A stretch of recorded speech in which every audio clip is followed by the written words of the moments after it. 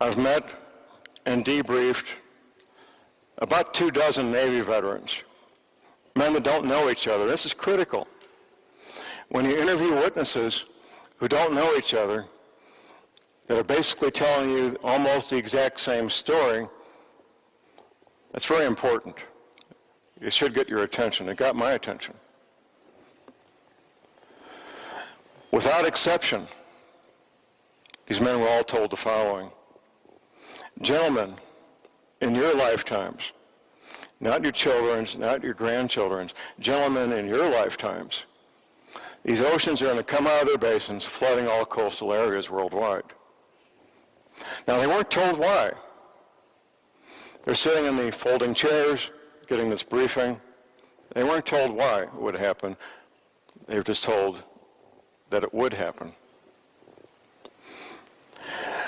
There's a group in the United States called the Prophecy Club. They did something with me they'd never done with any other speaker. They sent me on 2 speaking tours in less than a year. The first one had to do with terrorism. The second one had to do with Nibiru, Wormwood, Planet X. So I'm in Detroit, and we got standing room only in this room. And I'm talking about Nibiru, and I'm talking about the Navy veterans living in the Arkansas, Missouri Ozarks. 3-hour presentation, 2 10-minute breaks. At the end of the first break, a gentleman walks up and introduces himself. He says, "John, I'm in the insurance industry. Myself, my co-workers, we've wondered for years, why is there such a cluster of thousands of Navy veterans in the zip codes, the counties of the Arkansas, Missouri Ozarks?" He said, "Now we know. Now we know." That's why I've bumped into so many of these men in these pistol classes, because when they retired, they wanted their families to be safe and move to one of the known safe areas. We'll be talking more about that later this afternoon. What are safe areas? Why are they safe? And what you can do to be safe yourself. And it doesn't apply just to the United States, it applies worldwide.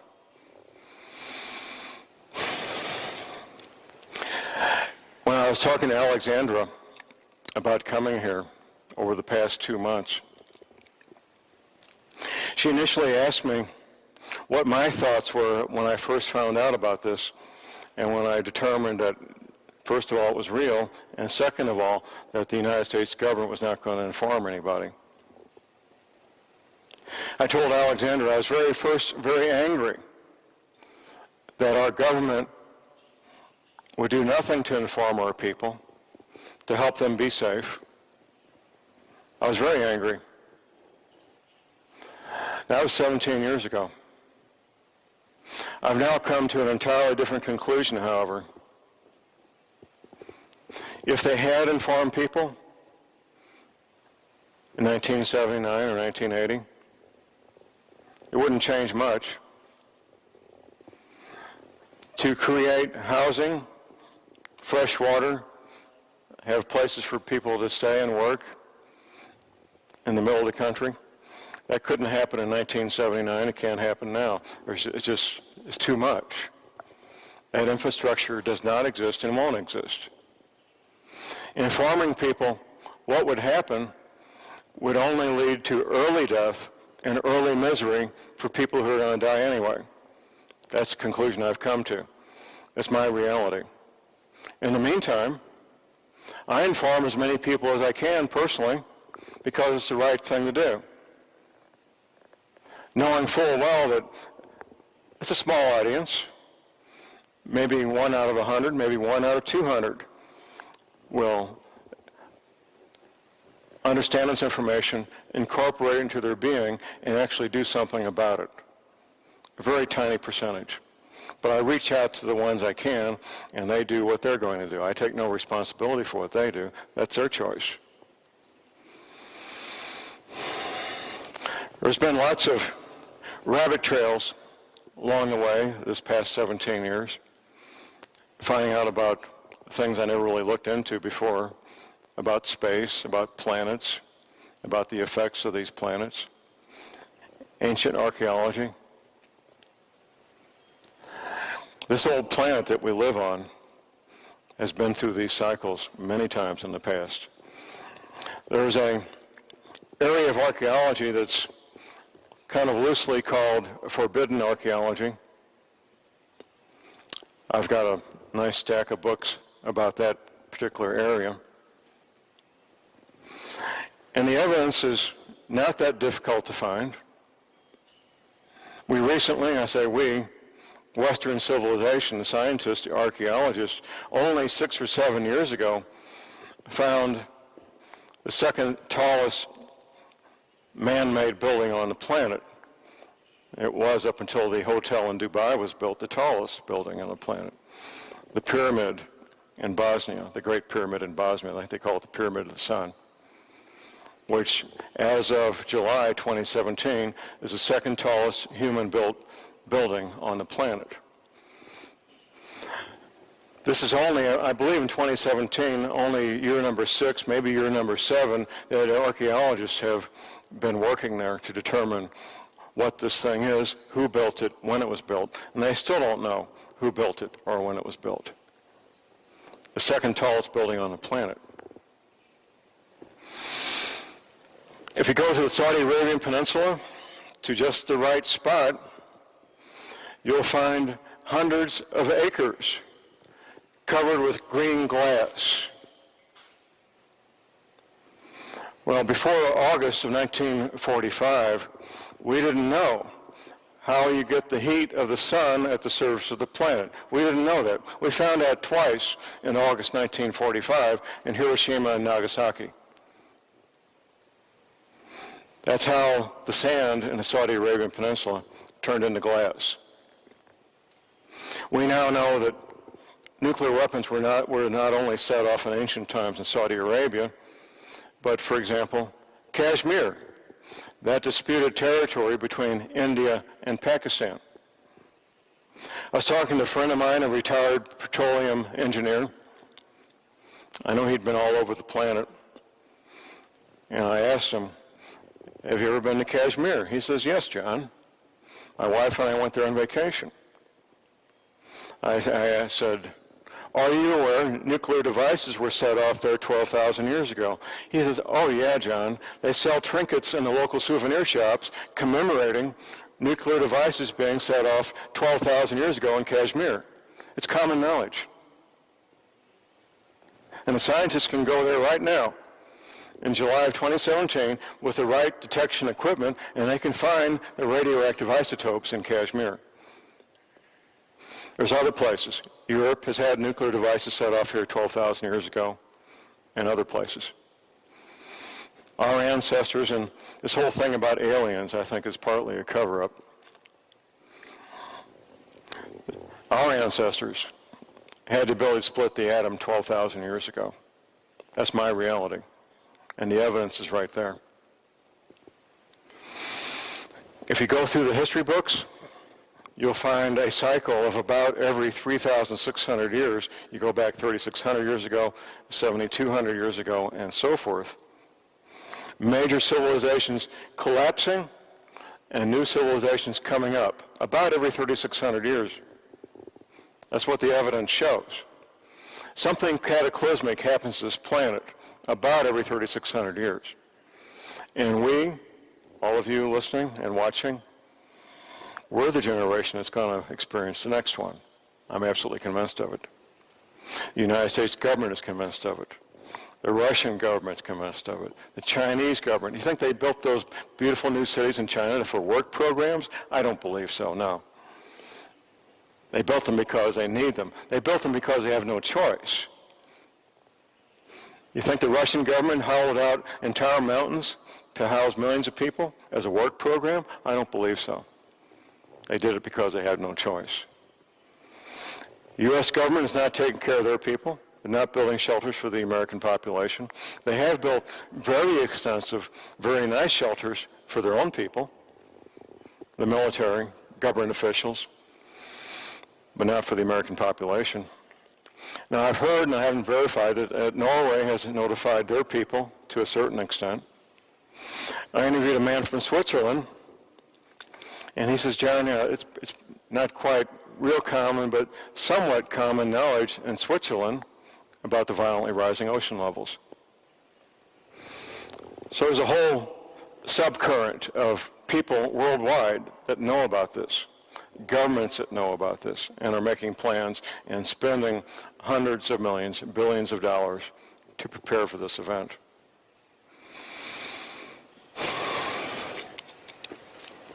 One of the things I came across in my research was a tribe in Africa called the Dagon people. They have a cave that's got images on the roof of the cave showing our solar system, complete with Pluto that they've had for many, many centuries. We didn't know Pluto existed till about 100 years ago, by the way, 110 years ago. We didn't know Pluto even existed, but it's been on this cave in Africa for many, many centuries. It's part of their religious beliefs to maintain that cave. And they appoint one person for their lifetime to be the guardian of that cave and that knowledge.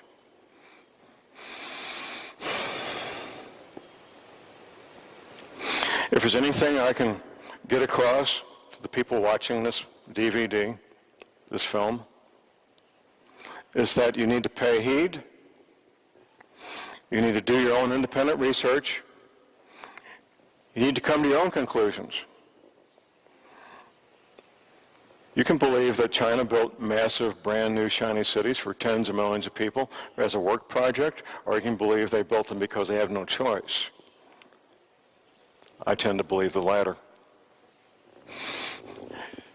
You can believe that the CIA moved thousands of employees, their families, their furniture, their dogs, 1,700 miles for no good reason, or you can believe they did it because they had no choice. The Denver airport is a fascinating place. I haven't been inside. I've driven past it half a dozen times. I don't really want to go in there. They moved enough dirt there to build a brand new Panama Canal. That's a lot of dirt. Millions of cubic yards, cubic meters of dirt. There's basically an underground city there.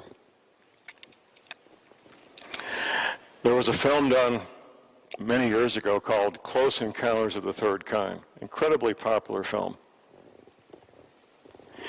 They give the coordinates of where the aliens and the human beings are going to meet. The latitude and longitude of where the aliens and the human beings are going to meet. And it really is a real latitude and real longitude.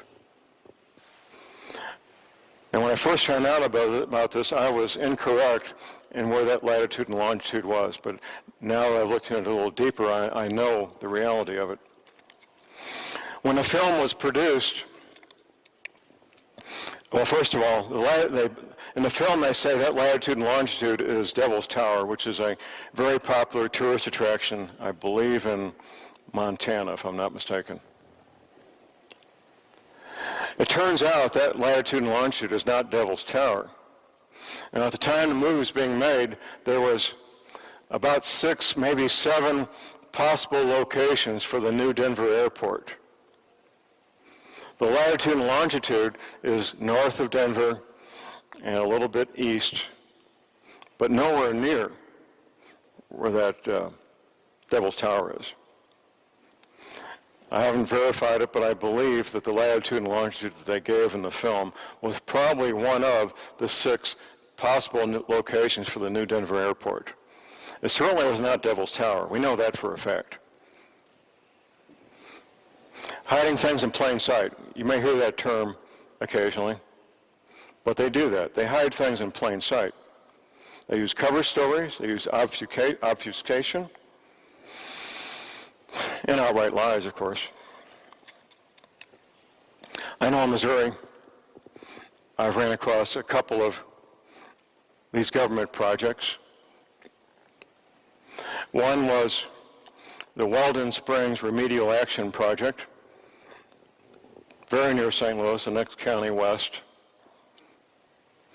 I was training out there. I was in the Army Reserves from 1979 till I think about 1983 or so. I was training out there with Special Forces in 1979 and 80 when the government announced a Superfund cleanup site to clean up nuclear waste. It was about a 2,000-acre area. And in the 1950s, they took about 40 acres, and they were manufacturing nuclear material for the Defense Department. So they announced that they were going to clean that up, and we all thought, that's fine, clean it up. That's a good idea. About a year later, they announced they were closing down the entire military training area for the same reason. Oh, there's my map. Okay. Well, we knew that was a fabrication for the following reason. The men I worked with, many of us were at an age where we would be having children, and we didn't want children with flippers, we wanted children with arms and legs. So we, without telling the Army, without the Army's knowledge or consent, we took our own radiation detection equipment into the training area, and we always did that. We never found anything above normal background radiation, ever. So we knew that when they announced they were shutting down that training area because of nuclear waste, we knew that was a cover story, we knew that was a fabrication. That's when I began my own investigation. Taking photographs on the ground, taking photographs from the air, doing Freedom of Information Act requests, which is a formal process to request documents from the government about government activities. And last but not least, debriefing men and women who actually work there, both as outside vendors and employees on the premises. That's where the real information came from. Here's how the government, or one of the ways, I should say, the government keeps secrets. It's by compartmentalization. Now, many of you have heard about the Manhattan Project. That was a project during World War II where the United States was building the first 2 atomic weapons. My father and my grandfather both worked on the Manhattan Project. They were plumbers. There was about 250,000 American men and women who worked on the Manhattan Project. There may have been 100, maybe 200 of those men and women who actually knew what they were doing. The rest of them, like my father, the plumber, my grandfather, the plumber, they didn't have a clue what they were doing because it was all compartmentalized. That's how they keep secrets. I became friends with a woman who was an employee. She was an environmental engineer at the Weldon Springs Remedial Action Project. And she wore a ID badge that had a certain color code on it, which allowed her to go in certain areas of the administration building and prohibited her from going into other areas of the administration building. Now, why would you prohibit your own employees from going into certain areas of your own administration building? Why would you do that? Well, there's only one reason: you're trying to keep a secret. There is no other reason. What they did at Weldon Springs was build an underground command and control center. There was a water tank that could take care of a city of 2,000 people probably. Massive electric power coming into it. And once again, they moved a lot of dirt and rock. Another friend of mine, in fact, I served with him in Special Forces. He was a surveyor. That was his day job. Green Beret on weekends, surveyor during the week. He said, John, they've had every survey company in Metro St. Louis out here incrementally doing a bit here and a bit there. No survey company knows the entire thing, only bits and pieces. Once again, compartmentalization. We debriefed a ready-mix, a concrete ready-mix driver. They deliver the big trucks with the concrete.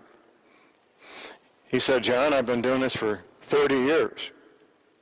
I've never had an order to place titanium flakes in the concrete before. Why would you do that? Well, to block radio frequency engineering. It wouldn't stop radiation, but it would block radio frequency engineering. Let's look at this map a little bit since it's here. It's pretty much as I describe. Now, my starting point when I did this, I had to have a beginning point. I used Gordon Michael Scallion's map, and he's a fairly well-known psychic. He did his map, probably in the early to mid-1980s. What we discovered with Scallion's map was from the Mississippi River east, it was fairly accurate except for Wisconsin. Without exception, every Navy veteran said Wisconsin's going to be completely underwater. From the Mississippi River west, Skyling's map's not even close. Skyling's map shows the Pacific Ocean going all the way into Nevada and even parts of Utah. This is the real Navy map. Now, I'm going to say about 7 or 8 years ago, somebody published on the internet something called the Navy map. It's not the Navy map. It's basically a version of Skyling's map. And it's been published and published over and over. And anybody who's looked into what Google does and how they do it, they know that Google will obfuscate. A good example of what Google does in obfuscation has to do with something called the Black Knight satellite. Pepsi-Cola in January of 2016, I believe it was, they did this very slick production. Anybody see it about the Black Knight satellite, Pepsi-Cola? Anybody? Nobody? Okay. It's there, you can see it on YouTube. Up until then, almost nobody had even heard of the Black Knight satellite. It was a big splash in the media. I don't know how many $1 million that Pepsi-Cola spent on this thing, but it had to be expensive.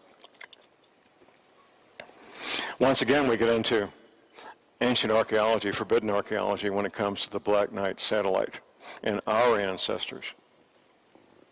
One of the jobs, or I should say, back up a bit, archaeology has 2 jobs. One is to recover ancient technology. The other is to keep us from finding out about it. That's it. When the U.S. Army went into Baghdad, where did they go first? The Army headquarters, the government headquarters? They went to the Baghdad Museum. That's where they went first. That's what they wanted, in the basement of the Baghdad Museum. Ancient technology, ancient documents. And they got it, and they brought it all back. It's probably in the basement of the Smithsonian as we speak, being reviewed. The Black Knight satellite. There's an author, he lives in New Zealand, archaeologist, Jonathan Gray. He wrote a book titled Dead Men's Secrets. Dead Men's Secrets, Jonathan Gray. The first page of the first chapter, he talks about the Black Knight satellite. I hadn't heard about this before. Fascinated me. The scientists believe it's about 12,000 years old. It's in orbit, on a polar orbit, just below the Van Allen radiation belt, about 22,000 miles up. It took me several years to find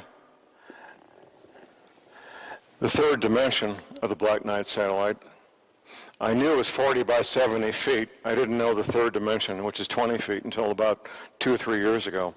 40 feet by 70 feet by 20 feet. It has another nickname you don't hear very much publicly. The other nickname is the chirogenic box. Chirogenics, of course, is the study and use of absolute zero. Everything changes at absolute zero, which brings up another whole set of questions about the Black Knight satellite. It was during the Eisenhower administration, the late 1950s. Just to go back a little bit, the first American satellite went up about the size of a big grapefruit. The first, unless I got this backwards, the first Sputnik, I think, was about the size of a basketball. I remember as a little boy walking out into my yard, and I could see this thing going over on an equatorial orbit, by the way. And I sometimes say, if you're a 35-year-old Air Force captain on night watch at the White House, waking up your 5-star general president at 2 o'clock in the morning without a really good reason would not be career enhancing, but that's what they did. They woke up the president. Can you come to the Situation Room, Mr. President? We found something. They found the Black Knight satellite. Now, before those two, the Sputnik and our first satellite went up, there was no radar or optical tracking stations for things in space. They had no reason for them before the Sputnik and our satellite went up. So they had optical and satellite tracking, radar tracking stations set up, and they found the Black Knight satellite on a polar orbit.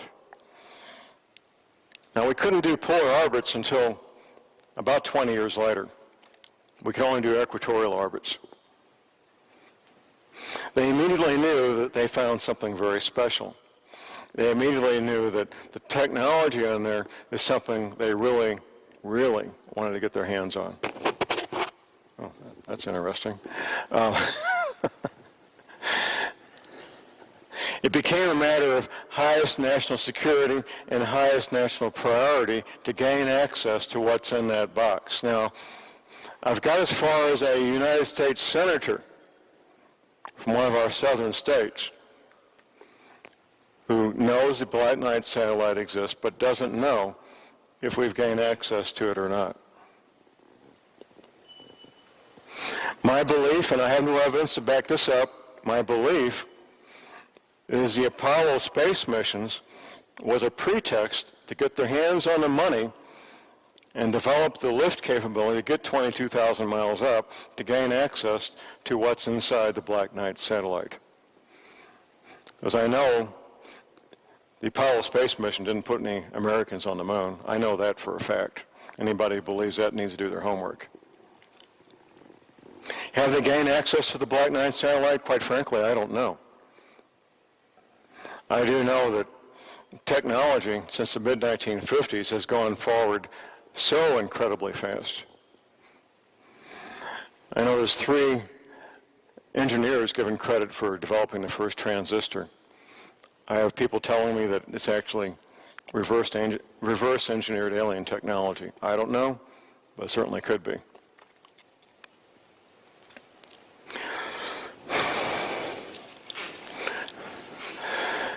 When you start looking at Nibiru, one of the first things people want to find out if their aunt's home near the ocean is going to be underwater, if their home near the ocean is going to be underwater.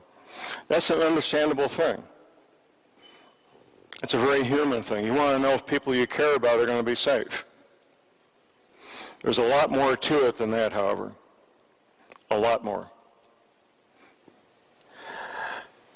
A lot of people, Americans, I do private consultations, and I'm certainly willing to do private consultations here in Europe. They look at these maps, at this map, the map that was up there a moment ago, and they say, oh, there's a safe place. The Appalachian Mountains, good high elevation, plenty of rainfall, mild winters. And I agree with them. Great altitude, plenty of water, mild winters. Appalachian Mountains are, well, how can I describe this? You got Tennessee and North Carolina, South Carolina, right down where those states meet. Here's the problem with the Appalachian Mountains. What is this there? Oh, a pointer. Oh, how neat. They're going to make me high-tech anyway. The Appalachian Mountains are right here. And the Blue Ridge Parkway is right where the water stops. Pretty nifty, huh? Totally lost my place there. Here's the problem. You've got 75, 80 million people along in here. Basically, here's Washington, D.C. is about here. Boston's about here. It's one continuous city between Boston and Washington, D.C. is basically one city of maybe 50 million people. And then between here and here, you've got maybe 75 million people, many millions of which will figure out what's happening in time to get in their cars and take off to wherever they think might be safe, which is probably going to be the Appalachian Mountains. That's the problem with the Appalachian Mountains. In Europe, you've got similar situations. Most of France will be underwater, parts of Germany, and so forth. Millions of people, they'll figure out this water's coming, and they want to go someplace safe. Well, the Swiss Alps, Bavaria, so forth. If they have time, they're going to go there. You can count on it. One of the things I write about in my paper, No Need for Panic, there we go, is the government's plural, not just the American government, but all these governments. As we get close to the event, there's going to be something happen. Maybe Ebola, maybe terrorist attacks, maybe a combination economic collapse. Whatever the event or events are, it will be so severe that when the government tells people to stay at home to be safe, almost all of them will stay at home to be safe, because that will appear to be the right thing to do, the proper thing to do, to be safe, to stay home, as opposed to going to Bavaria or the Swiss Alps or any high point. By the time they do figure out that they need to go to those places, it'll be too late. The government's job, in their opinion, is to protect themselves, with the exceptions, of course, of what the Chinese are doing for their chosen people, what Russians are doing with their chosen people. And once again, that's kept from the public. Most people in China don't know about these brand new cities. If they do, they don't think anything about it. Most people in Russia don't know about the underground cities in the Ural Mountains. When the time comes, the designated people will be moved to the new cities in China, to the underground cities in the Ural Mountains. What will England do? Well, they got some, I don't know if I'd call them mountains, they got them hills, and they're already moving critical infrastructure, critical government offices to the Highlands of Scotland. That's already happening. The royal family will probably take off for the Rocky Mountains in Canada, I imagine, someplace they think is safe. All these things are happening behind the scenes, without public knowledge, without public discourse, and we'll continue to do that. Our outreach here, with video on YouTube, it's going to save a lot of lives. A lot of people will watch this and say, that's a bunch of silliness. Let's go watch the football game. Others will watch it and they will move forward and do their own homework and do their own research and come to their own independent conclusions, separate and apart from what John Moore says. Don't take my word for it. Do your own homework. Come to your own conclusions. Read, read, read. In the States, and I know Europe doesn't have the same problem we do, most adults under age 50 in the United States, for them, reading is not fun. Reading is not pleasurable. If they do it at all, it's because they have no choice. That's most adults in the United States under age 50. And it's a consequence of public education and what they've done to us. By design, by the way. By design. But for those who can read and will read, there's a lot to know.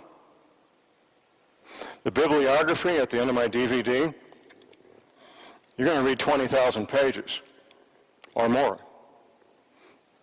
If you really want to comprehend this, if you really want to understand it, what's happening, how it's going to happen, why it's going to happen, you need to read a lot. If you just watch my 4-hour DVD, you'll learn enough to get you started, hopefully. I've had entire families sit down and watch these 4 hours without saying a word. I get emails and phone calls all the time from people who began this quest, began by watching my DVD and going on to do the research, come to their conclusions, and then make their decision.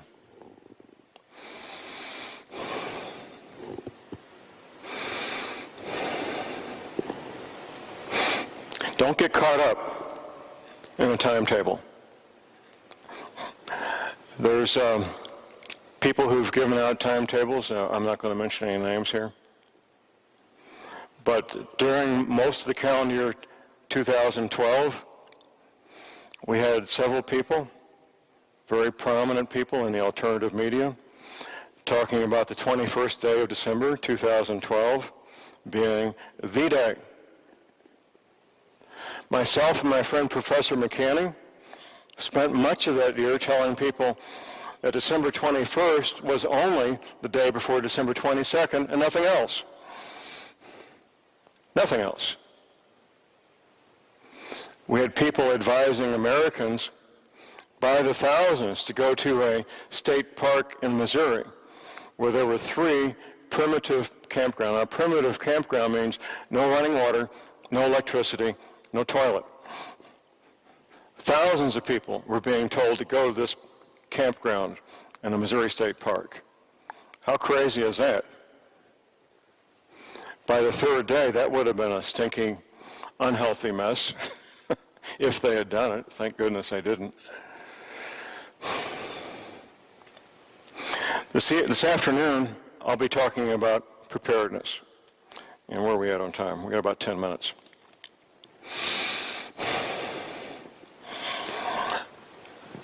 The breakdown of how people look at it between men and women is something I've been observing for a number of years.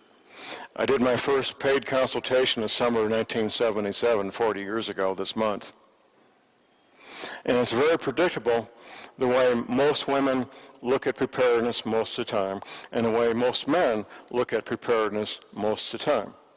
And the two really do complement each other. They really do. Frequently, I'll have a married couple where either the man or the woman believe that getting ready for Nibiru is real and needs to happen, and the spouse thinks it's a waste of time and money. That happens a lot, and it's difficult to work with. I found out many years ago that the spouse who doesn't want to hear about it may become more agreeable if it's put into the terms of insurance.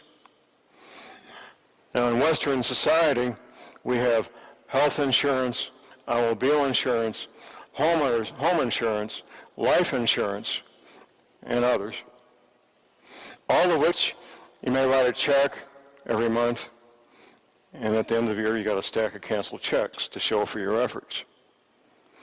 When it comes to preparedness, you don't have a stack of canceled checks. You got 3-dimensional objects. You've got tools. You've got food. You've got training. They can't take your training away from you. All of which might be quite useful in the future. Food you can always eat. Training, you may need that. Tools, you could use the tools. If nothing else, you can always sell them in the future. Try selling your canceled checks from your car insurance. See how far that goes. So that helps with some of these couples that are having this discourse and this disagreement between the husband and wife. It sometimes helps, it doesn't always. When you've been doing this as long as I have, there's not much new that comes at me. Occasionally it does, but not frequently. I was working with a gentleman about a month ago. All this information he just found out about 5 or 6 months ago. And he just feels absolutely overwhelmed. He says, John, it's just too much. I don't have time. I can't do everything that can be done. I said, that's okay. You do what you can do. Don't worry about what you can't do. You take joy in what you can do. We all have limitations. A 20-year-old soldier has physical limitations. An 80-year-old grandmother has physical limitations. They're different. A 20-year-old soldier can carry a 100-pound backpack all day long. The 80-year-old grandmother may carry 2 liters of water all day long. They both got limitations. Everybody's got financial limitations, some greater than others. We'll talk about this more a little bit later. And the most important thing about preparedness, which is your spiritual preparedness. One of my consultation clients, he owns a business he inherited from his father with 100 employees. That's quite a payroll to meet every week, which he does. He has the financial ability to buy semi-tractor trailer loads of food and supplies and tools, pretty much anything he wants, which he has done. But it's never enough because his spiritual house is not in order. It will never be enough. And no matter what he gets, it will never be enough because the spiritual house is not in order. Most important thing you can do for yourself, quite frankly. And move on from there. One of the things I'll be talking about this afternoon is skills. I'll give you a little bit of a teaser here. Whether you have a group of 6 people or 600, there's 2 skills that will be in the biggest demand and the shortest supply. The first is ham radio skills. Now, I was laying on my belly during the Tet Offensive in Vietnam in 1968. We would do anything to get our hands on good, current, reliable information, which was in very short supply. If you're in a crisis and you don't know what's going on, most people, most of the time, their brain will go to the worst possible scenario immediately. Ham radio skills and the equipment that go with it will let you communicate with the world, let you know what's going on. The other skill is emergency first aid, emergency medical skills. Once again, in the biggest demand and shortest supply, whether you've got 6 people or 600. You need the training, you need the equipment and supplies to go with it. If you got the training and don't have the equipment and supplies, what's the point? You're going to be very limited.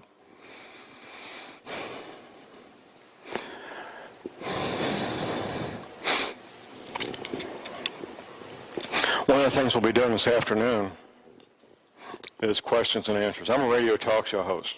I love when people call in because they'll bring up things that if they didn't, I wouldn't think about them. So when you come back this afternoon, I want you to bring your questions with you. And your doubting Thomases, I want to hear them. If you've ever been to political events where there's an elected official speaking and they're taking questions, these days, the questions have to be written and handed in. These politicians do not want spontaneous questions from the audience. They're scared to death of that. I'm not. Bring it on. I want these spontaneous, unrehearsed questions. I really look forward to them.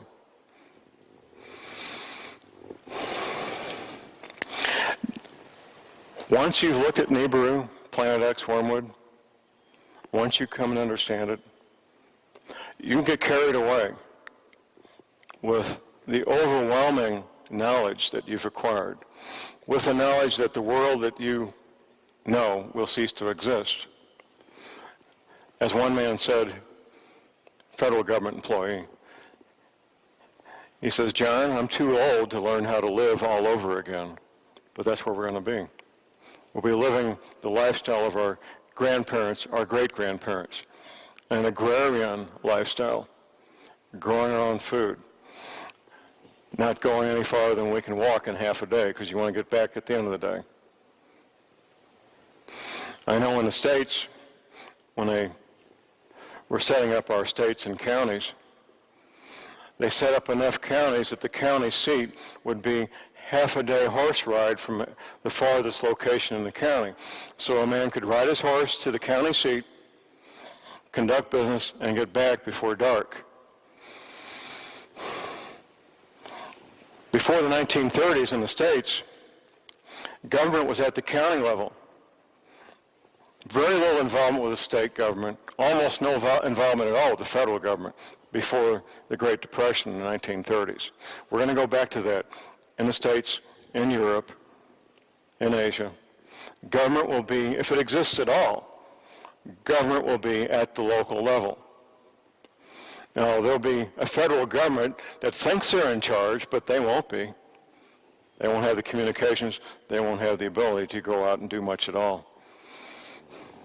There's other possibilities involving geopolitics, what the Russians may want to do and what the Chinese may want to do. That's another whole area that could be another whole lecture, which I'm qualified to talk about, but we're not here to talk about that. Now, your emphasis has to be on your family, on your community. One of the things I warn people about is what I call the island concept of preparedness. My family and I, we're going to get our 40 acres, 80 acres, put a fence around it, and it's us against the world. That's a disaster waiting to happen, is all that is. That's all that is. You need to be part of a community of like-minded people, as we say. And after the event, there's going to be a lot of like-minded people that will figure out real quick that they need to come together as a community. The community I live in, Crawford County, Missouri, we have a local preparedness group. We have monthly training, things like first aid, communications, map and compass reading, CPR. We have a movie every Friday night, which is a social event. Get together and get to know each other. Have fun. Have some hot popcorn. It's all part of building a community. Do not think that you and your family can hold off the world. That's a disaster waiting to happen. If you think you can do that, you're wrong. You're absolutely wrong.